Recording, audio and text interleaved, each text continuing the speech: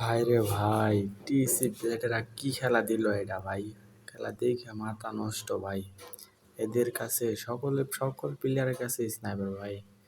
এদের খেলা দেখলেই ভাল লাগে ভাই। ব্লেডও কিন্তু সিঙ্গল স্নাইপার নিয়ে এগিয়ে যাচ্ছেন, হাতে আছে M590 কারণ দিয়ে শটগুলো কানেক্ট করা ট্রাই। একটা দলের কাছে এতগুলো স্নাইপার থাকলে সামনে থেকে টিম কি করবে?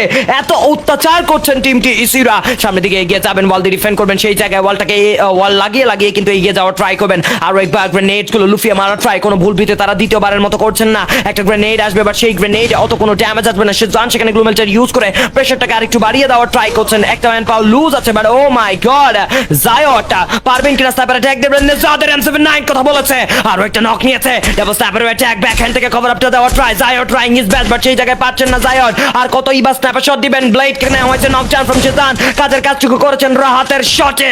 ওয়েসন ওয়াচ আউট, নেজাত কে নেওয়া হবে knock. Blade has been recall, Sezan is still live in this game. Shot connected, damage, wow Rahat Sezan কে নিয়েছেন পকেটে।